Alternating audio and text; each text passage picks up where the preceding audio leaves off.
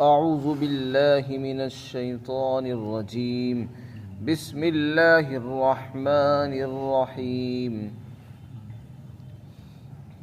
وقال الملك ائتوني به فلما جاءه الرسول قال ارجع إلى ربك فاسأله ما بال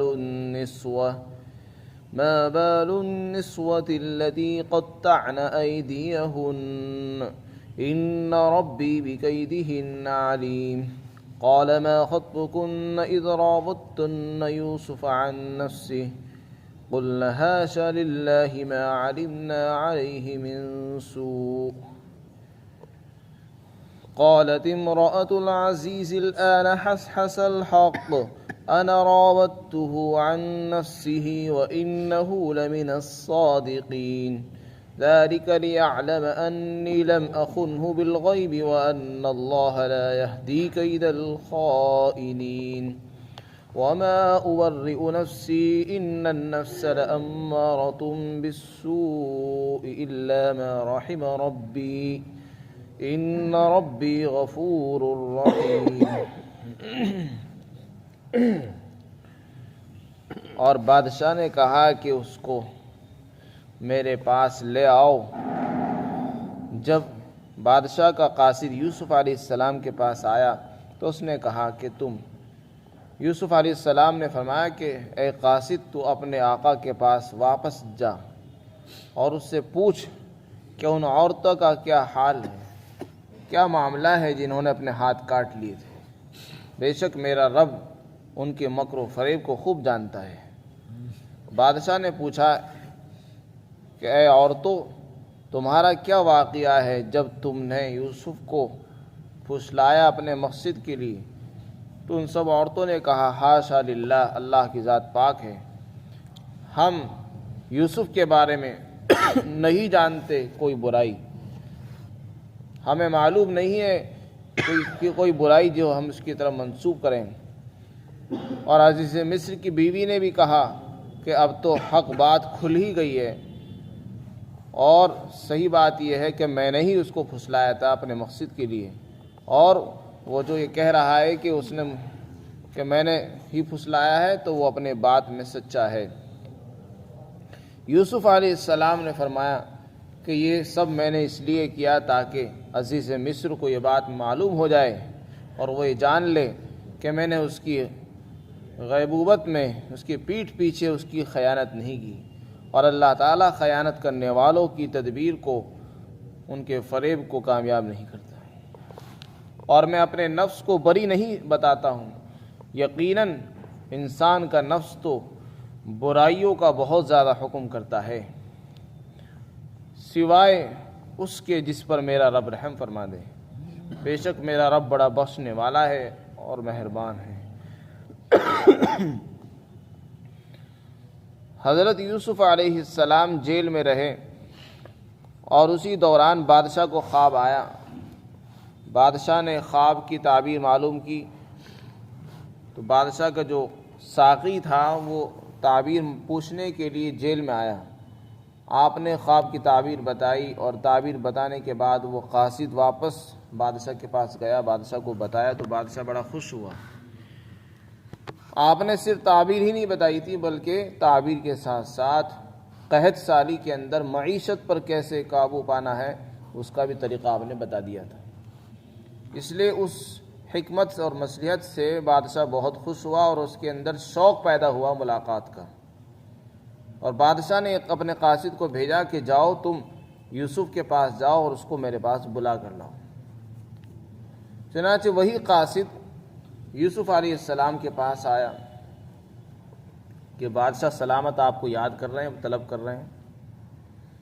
یوسف علیہ السلام نے جب دیکھا کہ بادشاہ کی طرف سے بلاوا آیا ہے، اب میری رہائی کا وقت قریب آ گیا ہے، تو آپ فوراً تیار نہیں ہوئے بلکہ آپ نے مناسب سمجھا کہ پہلے میرے معاملے کی صفائی ہونی چاہیے، اس کے بعد میں بری ہو کر واپس جاؤں. اس لیے کہ اگر میں یوں ہی چلا جاؤں گا تو اس میں نقصان ہے. اس لیے کہ میرے اوپر تہمت لگائی گئی ہے، اور وہ بھی عزیز مصر کی بیوی نے تہمت لگائی ہے اور اس نے اپنا گناہ میرے سر منڈا ہے، تو اگر میں یوں ہی چلا جاؤں گا تو انبیاء کا کام تو دعوت اور تبلیغ ہے، لوگوں کی اصلاح ہے، اور اگر کسی آدمی پر تہمت ہو تو لوگ اس کی بات کو اثر نہیں کرتے، اس کو دل توجہ سے نہیں سنتے، اور نہ ان کی بات جو ہے مؤثر ہوتی ہے۔ تو داعی کے لیے، تبلیغ اور تعلیم کرنے والے حضرات کے لیے تو اپنے آپ کو پاک صاف رکھنا، گناہوں سے بری رکھنا اور تہمت کے مقامات سے اپنے آپ کو بچا کر رکھنا انتہائی ضروری ہوتا ہے۔ اور اگر کسی پر تہمت لگی ہوئی ہو اور لوگوں کو معلوم بھی ہو تو پھر اس کی دعوت کا اثر نہیں ہوا کرتا ہے۔ اس لیے حضرت یوسف علیہ السلام نے مناسب سمجھا کہ پہلے اپنے معاملے کی صفائی کرانی چاہیے، تو اسی قاصد سے کہا کہ تم اپنے آقا کے پاس واپس جاؤ اور ان سے ان عورتوں کا حال معلوم کرو جنہوں نے اپنے ہاتھ کاٹ لیے تھے، ان کا کیا معاملہ ہے، کیا قصہ ہے، اور مجھے کس جرم کے اندر جیل میں رکھا گیا ہے، آیا میں قصوروار ہوں یا وہ قصوروار ہیں، اس معاملے کی تحقیق ہونی چاہیے۔ یوسف علیہ السلام نے ان کو بھیج دیا، چنانچہ وہ قاصد واپس بادشاہ کے پاس آیا۔ بادشاہ نے ان عورتوں کو بلوایا جنہوں نے اپنے ہاتھ کاٹے تھے، اور ان سے اس انداز سے معلوم کیا جیسا کہ بادشاہ کو پہلے سے سارا واقعہ معلوم ہو۔ ان سے یہ نہیں پوچھا کہ تم نے کیا کیا، بلکہ ان سے سوال یہ کیا کہ اے عورتوں، تمہارا کیا واقعہ ہے جب تم نے یوسف کو پھسلایا اپنے مقصد کے لیے۔ بادشاہ کے اس انداز سے وہ عورتیں انکار نہ کر سکی اور کہنے لگی کہ ہم تو اس کے اندر کوئی برائی نظر نہیں آتی اور نہ ہم اس کے اندر کوئی برائی دیکھتے ہیں۔ صحیح بات تو یہ ہے، ہم اس کی طرف کیسے منسوب کر دیں کسی بات کو؟ اگر ہم ایسا کریں گے تو یہ اللہ کی طرف منسوب کرنا ہے اور یہ مناسب نہیں۔ اور صحیح بات یہ ہے، یوسف عزیز مصر کی بیوی وہ بھی وہاں پر موجود تھی، اس نے کہا کہ اب تو بات کھل ہی گئی ہے، اب میں اسے کیسے چھپاؤں؟ تو اس نے اقرار کر لیا اور یہ کہا کہ میں نے ہی اس کو پھسلایا تھا اپنے مقصد کے لیے، اور اس نے کہا کہ یوسف جو کچھ کہہ رہے ہیں وہ اپنی بات میں بالکل سچے و برحق ہیں۔ اس طریقے سے بادشاہ کے دربار میں حضرت یوسف علیہ السلام کی برات ظاہر ہو گئی اور عورتوں کا گنہگار ہونا معلوم ہوا کہ وہی غلطی پر تھی اور یوسف علیہ السلام بے قصور تھے۔ جب یوسف علیہ السلام کو جیل میں اس صورتحال کا علم ہوا کہ ایسا ایسا ہوا ہے اور میری برات ظاہر ہو گئی ہے، تو آپ نے فرمایا کہ میں نے یہ سب کچھ اس لیے کیا ہے تاکہ عزیز مصر کو بھی پتہ چل جائے، بادشاہ کو بھی معلوم ہو جائے کہ میں کوئی خیانت کرنے والا نہیں ہوں۔ ایسا نہیں ہوں کہ میں نے اس کی پیٹھ پیچھے کوئی خیانت کی ہو، اور اگر میں ایسا ہوں گا تو اللہ تعالیٰ میری تدبیر کو چلنے نہیں دیں گے۔ تو یہ سب حضرت یوسف علیہ السلام نے دو وجہ سے کیا، ایک تو یہ کہ تاکہ میری تبلیغ اثر انداز ہو، میں جو دعوت کا کام کروں گا، چونکہ میں نبی ہوں اور نبی پر جب آنچ آتی ہے اور جب تک اس کی صفائی نہ ہو جائے اس کی تبلیغ اثر نہیں کرتی، تو اس لیے جو دھبا لگا ہوا ہے وہ صاف ہو جائے۔ دوسری بات یہ ہے کہ میں نے جو خواب دیکھا ہے اس میں 11 ستارے ہیں، ایک چاند سورج ہے، مجھے سجدہ کر رہے ہیں، اور اس کی تعبیر یہ ہے کہ مجھے کوئی مقام اور مرتبہ ملے گا۔ ظاہر ہے کہ وہ اس مقام اور مرتبہ کے ملنے کا وقت آ چکا ہے۔ بادشاہ جب مجھے بلا رہا ہے، اس کا مطلب یہ کہ بادشاہ مجھے کسی اعزاز سے نوازنا چاہتا ہے، کوئی عہدہ اور منصب دے گا ضرور۔ تو اگر وہ عہدہ اور منصب مجھے یوں ہی مل جائے بغیر برات کے، تو پھر لوگ یہ سمجھیں گے شاید غیر جانبدارانہ تحقیقات، غیر جانبدارانہ طور پر ان کو دے دیا گیا ہے، اور یہ وہی آدمی ہے، لوگ انگلیاں اٹھائیں گے یہ وہی آدمی ہے جس پر تہمت لگی تھی۔ تو میں یہ نہیں چاہتا ہوں کہ میں کسی عہدے پر رہ کر میری طرف اشارے ہوں، انگلیاں اٹھیں۔ اس لیے حضرت یوسف علیہ السلام نے پہلے اپنی صفائی کروائی اور پھر بادشاہ کے پاس جانا منظور کیا ہے، اس سے پہلے نہیں گئے۔ تو اس سے آپ کی دعوت اور تبلیغ بھی مؤثر رہی، اور آپ نے جو عہدہ بعد میں قبول کیا ہے اس کے متعلق بھی لوگوں کو معلوم ہوگا کہ کوئی آدمی صاف ستھرا آدمی ہے، کوئی عیب نہیں ہے۔ چنانچہ یہاں پر اس کا ذکر ہے۔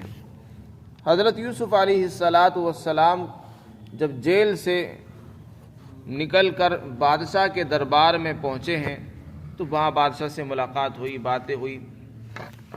حضرت یوسف علیہ السلام نے اس سب کے باوجود بھی یہ نہیں فرمایا کہ میں بالکل پاک صاف ہوں، جبکہ آپ کی برات ظاہر ہو گئی، کوئی فخر کی بات نہیں کی اور کوئی بڑائی والی بات نہیں کی، بلکہ یہ فرمایا کہ دیکھو اگر میں بچ گیا ہوں گناہ سے تو میرا کوئی کمال نہیں ہے۔ انسان کا جو نفس ہے وہ تو برائیوں کا بہت زیادہ حکم کرتا ہے، اور دیکھو میں اپنے نفس کو پاک صاف نہیں بتا سکتا ہوں، نہ میں اپنے آپ کو نفس کو بری سمجھتا ہوں، کیونکہ یہ جو کچھ بچاؤ ہوا ہے یہ اللہ کی طرف سے ہوا ہے۔ اللہ جس پر رحم فرماتا ہے وہی بچتا ہے نفس کی شرارت سے، خباثت سے، ورنہ انسان کا نفس تو انتہائی شریر ہے، انتہائی برائیوں کا، بے حیائیوں کا حکم دینے والا ہے۔ اور وہ کون ہے جو بچتے ہیں؟ وہ اللہ کے نبی ہوتے ہیں، وہ بندے ہوتے ہیں جو کوشش کرتے ہیں بچنے کی، ارادہ بھی کرتے ہیں گناہوں سے بچنے کا، تو اللہ تعالیٰ پھر ان کے لیے انتظامات فرما دیتے ہیں۔ تو اس میں اپنی تواضع کا بھی اظہار فرما دیا کہ میرا کوئی کمال نہیں اگر میں گناہوں سے بچ رہا ہوں۔ وما ابرئ نفسی ان النفس علماء نے لکھا ہے کہ انسان کے نفس تین طرح کے ہوتے ہیں۔ شروع میں انسان کا نفس امارہ ہوتا ہے۔ امارہ کہتے ہیں جو انسان کو برائیوں کا بہت زیادہ حکم دیتا ہے، ہر وقت برائی، یہ کر لے وہ کر لے، اس میں مزہ ہے، اس میں کوئی دیکھ نہیں رہا، یہ کر لے وہ کر لے، انسان کو برائیوں پر آمادہ کرتا ہے، ابھارتا رہتا ہے، تیار کرتا رہتا ہے۔ لیکن جب انسان محنت اور مجاہدے کرتا ہے، اللہ کا ذکر کرتا ہے اور اللہ کے حکموں پر چلتا رہتا ہے، تو پھر اس کا نفس لوامہ بن جاتا ہے۔ نفس لوامہ کہتے ہیں ایسا نفس جو انسان کو ملامت کرتا ہو، یعنی جب وہ گناہ کرے گا تو وہ اس کو ملامت کرے گا، ہاں تو نے کیا کر دیا، تجھے ایسا نہیں کرنا چاہیے۔ اور نفس ہمارا ایسا کچھ نہیں کرتا۔ نفس لوامہ وہ ہوتا ہے جو انسان کو برائیوں پر ملامت بھی کرتا رہتا ہے کہ تو نے ایسا نہیں کیا، ایسا کیوں کیا، ایسا کرنا نہیں چاہیے۔ یہاں تک کہ جب انسان اور ترقی کرتا ہے اور اللہ کی عبادات میں اور نبی پاک صلی اللہ علیہ وسلم کے طریقے پر چلنے میں خوب اطاعت کرتا ہے، فرما برداری کرتا ہے، تو پھر اس کا نفس مطمئنہ بن جاتا ہے۔ تو یہ تین نفس ہیں جن کا ذکر قرآن کریم میں آیا ہے۔ یہاں پر نفس امارہ کا ذکر ہے، دوسرے مقام پر نفس مطمئنہ کا ذکر ہے، یا ایتھا النفس المطمئنہ، اور ایک جگہ پر نفس لوامہ کا ذکر آیا ہے۔ تو نفس امارہ بہت برا ہے، اور نفس لوامہ اگر کسی کو حاصل ہے وہ بھی برا نہیں ہے، صحیح ہے، اور نفس مطمئنہ بہت اچھا ہے اگر کسی کو اللہ تعالیٰ نفس مطمئنہ عطا فرمائے۔ تو اللہ تعالیٰ فرماتے، اور بادشاہ نے کہا کہ اس کو میرے پاس لے آؤ۔ پھر جب قاصد یوسف علیہ السلام کے پاس آیا تو یوسف علیہ السلام نے فرمایا کہ تم اپنے آقا کے پاس واپس جاؤ اور اس سے پوچھو کہ ان عورتوں کا کیا حال ہے جنہوں نے اپنے ہاتھوں کو کاٹ لیا تھا۔ یہاں سب عورتوں کی طرف نسبت فرما دی، حالانکہ یوسف علیہ السلام کو برائی پر جو آمادہ کیا تھا وہ تو صرف عزیز مصر کی بیوی نے کیا تھا، لیکن سب عورتوں کی طرف نسبت اور انہی عورتوں سے معاملے کی تحقیق کرنے کا جو حکم دیا، اس کی کیا وجہ ہے؟ بعض مفسرین نے لکھا ہے کہ جیسے عزیز مصر کی بیوی آپ کو ورغلا رہی تھی، اسی طرح دوسری عورتوں نے بھی آپ کو ورغلایا اور پھسلایا۔ اور بعض نے فرمایا کہ نہیں، جب انہوں نے خود دیکھ لیا اور اپنے ہاتھ کاٹ لیے تو وہ بھی یوسف علیہ السلام کو تلقین کرنے لگی کہ تو اپنے آقا کا حکم مان لے، اس لیے ان کی طرف نسبت کر دی، اور ان کی طرف نسبت کرنے سے مقصود ان سے ہی تحقیق کرانا تھا تاکہ وہ اچھی بات، صحیح بات بتا سکیں۔ اور یہ فرمایا کہ میرا رب تو ان کے مکر کو خوب جانتا ہے۔ جب بادشاہ نے تحقیقات کا حکم دیا تو بادشاہ کو یقین ہو گیا تھا آپ بالکل سچے آدمی ہیں، پکے آدمی ہیں، صاحب علم تقوی والے آدمی ہیں۔ تو بادشاہ نے انداز یہ اختیار کیا، فرمایا ما خطبکن اذا راوتن، اے عورتوں تمہارا کیا معاملہ ہے، کیا واقعہ ہے جب کہ تم نے یوسف کو پھسلایا اپنے مقصد کے لیے؟ تو ان عورتوں نے جواب دیا حاشا للہ، اللہ تعالیٰ کی ذات پاک ہے، ہم تو نہیں جانتے ہیں کوئی برائی، کسی برائی کو یوسف کے اندر نہیں دیکھتے ہیں۔ یوسف علیہ اور عزیز مصر کی بیوی نے بھی کہا کہ اب تو حق بات کھل ہی گئی ہے، میں نے ہی اس کو پھسلایا تھا اپنے مقصد کے لیے اور وہ اپنے باتوں میں سچا ہے۔ یوسف علیہ السلام نے فرمایا کہ یہ سب اس لیے ہوا تاکہ عزیز مصر جان لے کہ میں نے خیانت نہیں کی اس کے پیٹھ پیچھے، اور اللہ تعالیٰ کامیاب نہیں کرتا ہے خیانت کرنے والوں کی تدبیر کو، اور میں اپنے نفس کو بری نہیں بتاتا ہوں، بے شک انسان کا جو نفس ہے وہ تو بہت زیادہ برائیوں کا حکم دینے والا ہے، مگر جس پر میرا رب رحم فرما دے، یعنی جس پر اللہ کا رحم ہوتا ہے وہی بچ سکتا ہے گناہ سے، ورنہ انسان کے بس میں نہیں ہے گناہوں سے بچنا۔ بے شک میرا رب بڑا بخشنے والا ہے اور مہربان ہے۔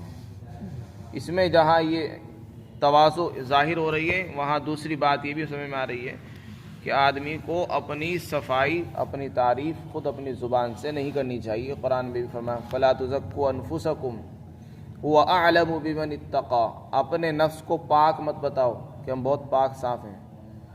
کون پاک ہے وہ اللہ کو معلوم ہے، اگر پاک بھی ہو تو تمہارا کوئی کمال نہیں، اللہ کی توفیق ہی سے انسان پاک ہے، اگر وہ چاہے تو انسان گناہگار بھی ہو سکتا ہے۔ اللہ تعالی ہم سب کو عمل کی توفیق